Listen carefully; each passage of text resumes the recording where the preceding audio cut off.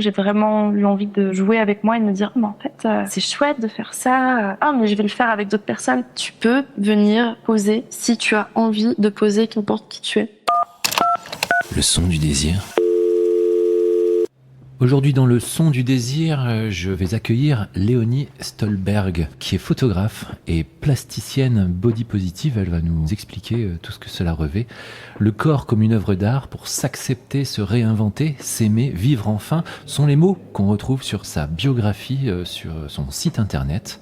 Léonie a eu je ne sais combien de comptes Instagram supprimés. On a dépassé la dizaine de comptes Instagram. Ça l'a fait sourire, mais en même temps, ça démontre vraiment d'une certaine censure, en tout cas d'une certaine difficulté de faire de l'art sur les réseaux sociaux. Léonie Stolberg travaille énormément sur le monde du nu. D'aucuns diront que c'est de la pornographie, d'autres de l'érotisme. En tout cas, ce sera toujours intéressant d'en discuter avec elle et de voir comment elle qualifie tout cela. Pour devenir VIP du son du désir et accéder à des centaines d'histoires érotiques immersives ainsi qu'à de nombreux audios de relaxation intime, une seule adresse, lesondudésir.fr. Et abonnez-vous discrètement en seulement 3 clics. Lesondudésir.fr, votre destination secrète vers l'érotisme audio. Bonjour Léonie. Salut. Léonie, tu es à Bruxelles, parce que ton studio est à Bruxelles, tu fais tes études d'art à Bruxelles, c'est bien cela ? Exactement. Je suis à Bruxelles. Je suis actuellement à l'ERG, qui est l'école de recherche graphique de Bruxelles, donc en supérieur. En même temps, j'ai ma petite carrière, mon petit chemin dans le monde de la photo. Comment tu qualifierais ton art ? Je le qualifierais comme en ce moment en pleine mouvance, organique, en train de comprendre un peu l'époque dans laquelle on vit. Je qualifierais aussi ma production de recherche, en fait, sur la compréhension de notre perception de la nudité et de pourquoi on en est arrivé là. Par ce besoin aussi de se retrouver des fois avec d'autres personnes, pas dans une totale nudité, mais dans des sortes de bulles, un peu en dehors du temps où on est ensemble, on se connaît pas forcément, mais on a envie de voir de quoi notre matière est faite, de la comprendre, de s'amuser avec. Moi, je connais bien ton travail, tes photos, tes vidéos également, parce qu'il y a des vidéos, n'est-ce pas ? Oui. Il y a une envie de te mettre en scène toi-même, pas forcément à la manière d'une influenceuse, mais justement de te montrer toi, de pas forcément montrer que les autres et leur diversité. Comment tu l'exprimes ? Eh bien, il y a plusieurs choses. Des fois, j'ai envie de me montrer, parce que ça fait partie aussi de mon travail, ça fait partie du fait qu'on ne peut pas séparer ma production de ma personne. J'ai toujours fait des mises en scène depuis que j'ai une caméra dans la main. Voilà, j'ai toujours voulu tester des choses en passant par moi, et peut-être que je suis mon plus beau brouillon dans le sens où tout ce que j'ai envie de tester avec les autres, je vais d'abord le tester avec moi. Et toutes les choses que je ne pourrais pas faire par recherche plastique, parce qu'il y a des choses avec lesquelles je suis vachement limitée, puisque je n'ai que moi pour me mettre en scène et m'utiliser. Je vais le faire avec d'autres personnes, le proposer en tant que terrain de jeu, d'expérimentation, et le faire. Les photos que tu vois de moi, vidéo ou autre, peinture, puisque j'ai fait beaucoup de peinture avec mon corps aussi, ce sont des choses où j'ai vraiment pas calculé, où j'ai vraiment eu envie de jouer avec moi et de me dire « Ah, mais en fait... c'est chouette de faire ça, voilà, il y a une recherche qui est sympa, et puis je me prends en photo, et puis je me dis, ah mais ça prend tout son sens maintenant dans ce discours, ah mais je vais le faire avec d'autres personnes, et en fait, si ça te plaît, et bien, tant mieux. Après, dans le fait de se montrer sur les réseaux sociaux, c'est assez particulier, des fois c'est un petit peu ambigu, des fois j'ai envie de me montrer, des fois pas du tout. Quand je vais avoir des gros problèmes de confiance en moi, je vais pas du tout avoir envie de me montrer, mais des fois je vais avoir envie d'en faire un petit peu trop, de me dire, ok, allons-y. Et ça fait partie aussi de cet exercice du paraître, car il y a beaucoup de personnes qui me disent « Tiens, tu te montres pas en ce moment, qu'est-ce qui se passe ?» Et j'ai envie de dire « Mais c'est pareil pour tout le monde, des fois on est beaucoup plus silencieux, des fois on a envie de se montrer, et ça témoigne vachement en fait de tout ce qui peut nous traverser, surtout en tant que femme. » Donc je parle beaucoup de « Tiens, en ce moment il se passe ça, en ce moment crise d'hypersexualité, en ce moment je me sens pas bien. » C'est pas du culte de la personnalité, c'est plus de... Une introspection ? Voilà, c'est ça. Montrer que des fois ça va très bien, et montrer que des fois ça va pas bien, et qu'on essaye de faire avec aussi. Il y a toujours de la sensualité, il n'y a pas nécessairement de glamour dans tes photos. Comment ça s'exprime au niveau de l'art, ces représentations-là pour toi ? Bien, des fois, il y a des choses qui m'échappent. Pour être sincère, quand je vais prendre une photo d'une personne, je vais pas y mettre quelque chose de glamour dans mon regard. En tout cas, pas pour toutes les séries, puisque je cherche juste à témoigner de la nature du corps. Par exemple, quand je vais recevoir quelqu'un que je vais prendre en photo, je vais pas voir mon sujet comme quelque chose de glamour, mais plutôt comme un humain, une matière. Et tout le côté sensuel de la peau, de toute l'essence en fait humaine va transparaître. Donc pas le glamour, parce que le glamour ne passe pas directement par moi. C'est par la suite que peut s'instaurer par un jeu, par tiens, si on faisait ça, voilà. C'est difficile de photographier, par exemple, je pense à la série de photos que tu as pu faire, la série Je t'aime, qui est un projet de sexualité, de body positive, hein, on peut l'intituler ainsi. Des personnes faisaient réellement l'amour ou réellement du sexe pendant que tu les prenais en photo. Oui, exactement. Comment on arrive à se fondre dans l'intimité d'un couple? C'est particulier, hein. C'est vraiment des chouettes moments. Il n'y a pas que le moment, le jour J, le dit shooting qui compte en fait dans ce genre de moment. C'était vraiment avant, pendant et après. C'est vraiment des étapes cruciales. Déjà, quand je prends contact ou que les gens prennent contact avec moi, maintenant ça va plus dans ce sens-là que l'inverse, il y a toute la structure qui est mise autour. Ah, bonjour, on va faire ça, vous inquiétez pas, tout va bien. Puis en plus, il y avait mon ex-compagnon qui travaillait avec moi à ce moment-là, donc le compositeur Victor Novak, que j'ai demandé de collaborer sur le projet, donc qui était en plus dans la même pièce pour faire de la musique par-dessus. Quelqu'un d'extrêmement doué qui comprenait exactement et qui captait exactement ce qui se passait. Moi, je faisais un peu chef d'orchestre sur le côté. Mais du coup, il y avait cette prise de contact très importante de voilà, on va faire ça. Monsieur Victor Novak va composer de la musique sur vous, va être inspiré par vous. Moi, je vais prendre des photos, gérer ça. Vous avez le monopole des photos, le point de vue dessus. Donc, bien sûr, rassurer énormément les personnes puisque c'est pas facile de faire ça, bien sûr. Le jour J, c'est toujours un peu des bonjours très frêles, on sait pas trop, est-ce que ça va vraiment se passer ou pas, se dire qu'on va réussir à le faire, même prendre le bus ou le train ou je ne sais quel transport pour venir jusqu'ici, ça doit être quelque chose de particulier, hein. Je suis arrivée, le faire. Puis ne plus m'entendre, parce que moi je bouge beaucoup. On entend le miroir de mon appareil photo se fermer et s'ouvrir.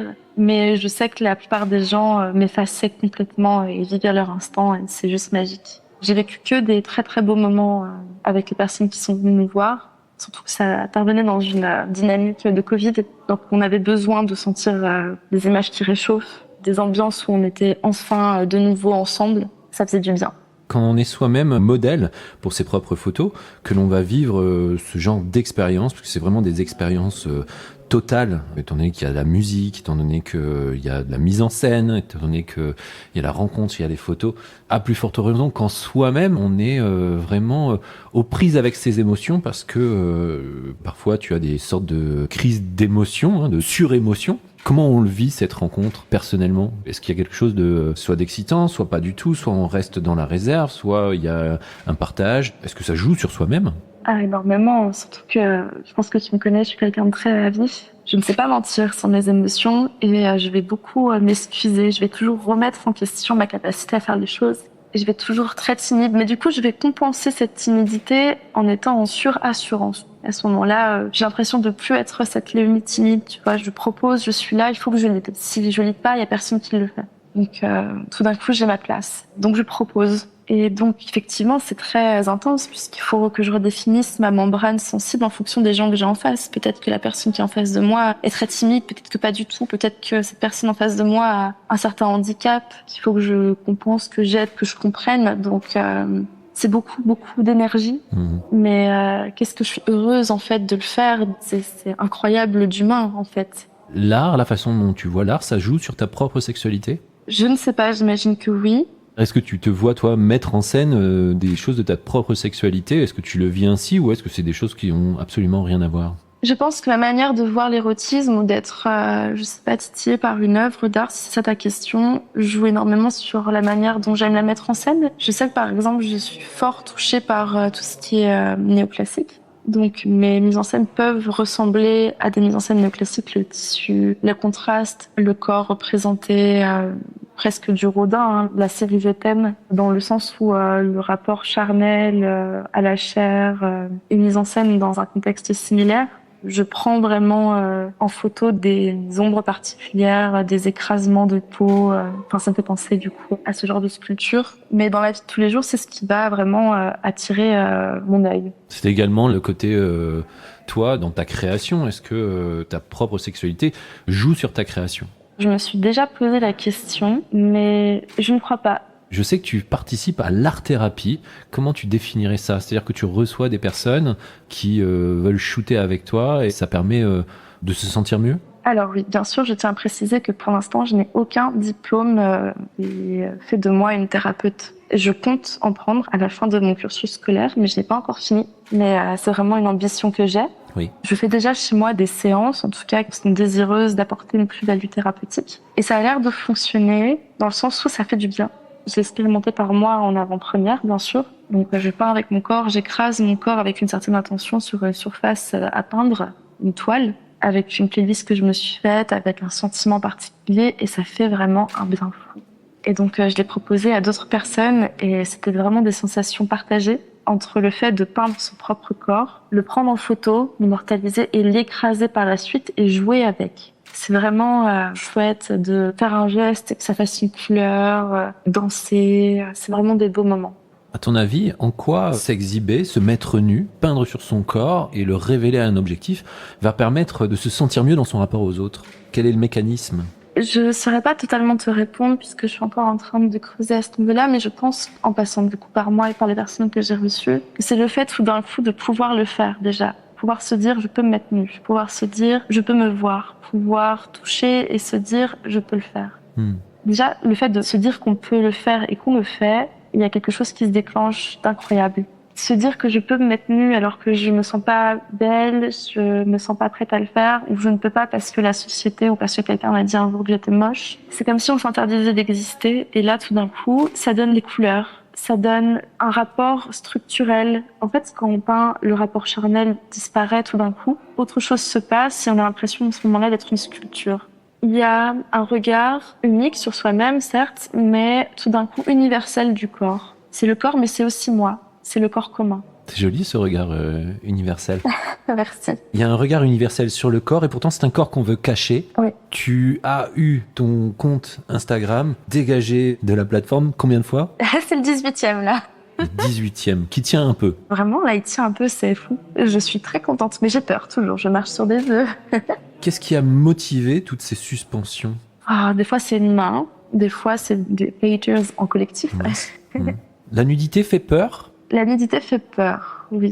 Je sais pas pourquoi. J'ai du mal, donc je cherche à découvrir pourquoi il fait peur. Je sais que par exemple, tu as eu des affiches pour certaines de tes expositions, des affiches qui ont été mises dans la rue. Oui. Je sais pas comment ça se passe. Il y en a qui ont été arrachées, comme on pourrait en voir des publications supprimées sur Instagram. Ou est-ce que ça passe mieux quand c'est dans la rue parce qu'on se dit c'est vraiment de l'art? Est-ce que la rue est plus tolérante? La rue n'est pas plus tolérante. Quoique, des fois, des lieux fermés sont plus tolérants qu'Instagram. Il m'est arrivé d'avoir des affiches, et encore aujourd'hui, dans des bars qui sont toujours, alors que l'exposition est bel et bien terminée. Bon, la rue est un lieu politique aussi, hein. Donc les gens peuvent se sentir aussi bien agressés que attirés par ce genre d'image, hein. On n'est pas tous du même endroit, avec les mêmes idéologies autour du corps. Donc voilà, il y a des endroits où mes affiches sont déchirées, souvent la rue. Mes stickers, des fois, restent. Des fois, sur mes stickers, il n'y a que mon prénom qui disparaît. Je sais pas pourquoi. Le corps est resté, mais le nom disparaît. Et en revanche, dans les bars, les affiches et les stickers restent. Ce qui fait plaisir, finalement. Et en même temps, tu aimes la subversion. J'en tiens pour exemple certaines séries photos, comme la série Sainte, où on voit une femme avec une burqa dans le désert qui dévoile un sein. Il y a une volonté politique, une volonté de montrer, même dans d'autres séries où il y a plusieurs corps différents, avec des carnations différentes, des corps de femmes mêlés. Là également, il y a un message politique, j'ai l'impression. Oui, hein, toujours. On va pas le nier. C'est très contemporain de ce qu'on traverse, hein, des corps, la diversité, tout ce qui fait qu'on est contemporain. J'avais le désir de faire une série de podcasts sur les odalisques contemporaines et c'est totalement ce genre de choses, odalisques, parce que le canon, à travers les époques, à travers les régions, à travers les religions, à travers l'histoire, est contemporaine parce que qu'est-ce que ça veut dire aujourd'hui?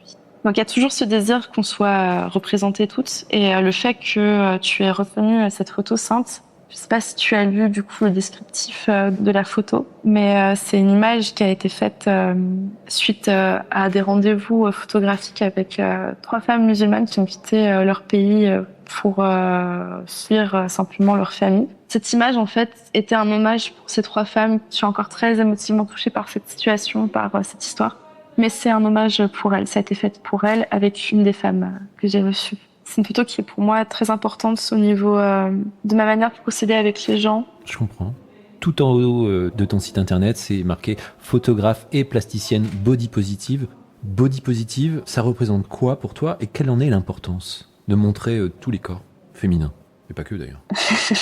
Il y a beaucoup de corps féminins, hein, j'avoue. J'ai beaucoup plus de femmes qui viennent me contacter que d'hommes finalement, même s'il y en a, hein, mais ça reste très minime. Donc oui, je préfère m'afficher body positive parce que je trouve que c'est un mot qui fait du bien et qui apparaît vraiment dans un contexte de prise de conscience collective où on sent ce besoin de pouvoir représenter tout le monde. Donc pour moi, c'est vraiment l'étendard de mon travail. C'est le corps comme pierre philosophale de mon travail. Donc body positive, tout le monde.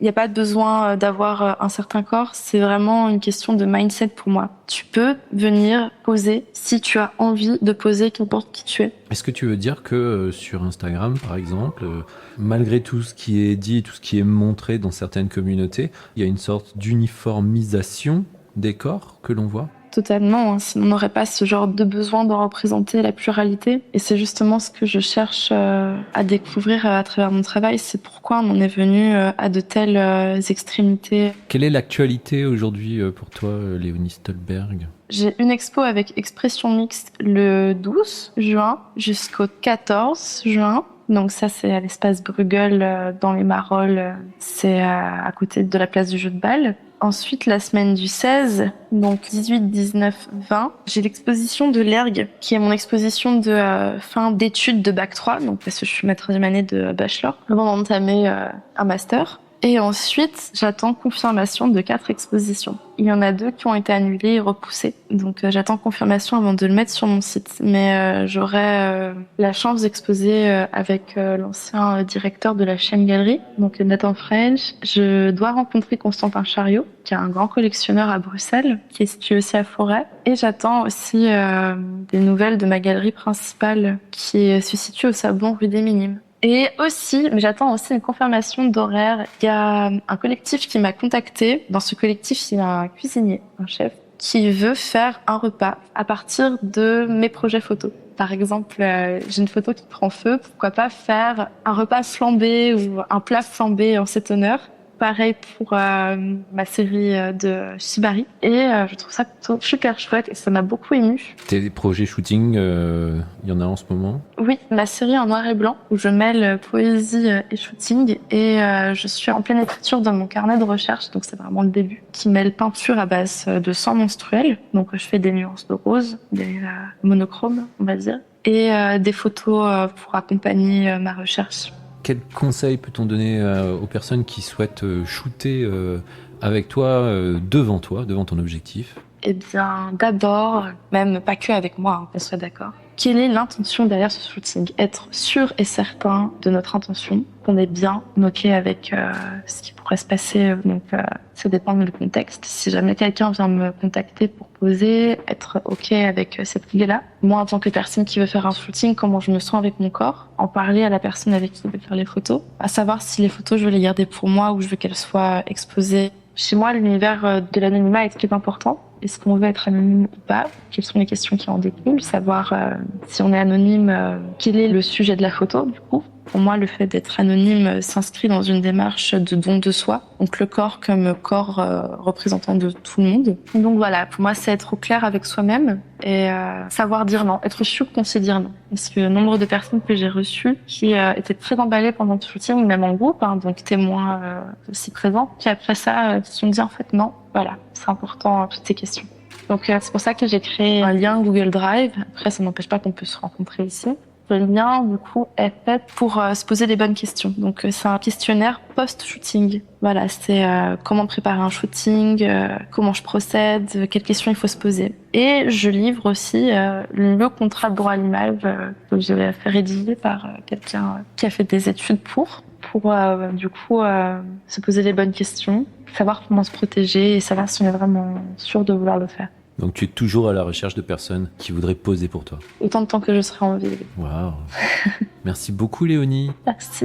Et on va regarder tes œuvres sur ton compte Instagram ainsi que sur ton site internet leoniestolberg.com. Fais attention à ne pas te faire censurer en les montrant. Merci beaucoup. Merci Alexis. Pour devenir VIP du son du désir et accéder à des centaines d'histoires érotiques immersives ainsi qu'à de nombreux audios de relaxation intime, une seule adresse, lesondudésir.fr. Et abonnez-vous discrètement en seulement 3 clics. Lesondudésir.fr, votre destination secrète vers l'érotisme audio.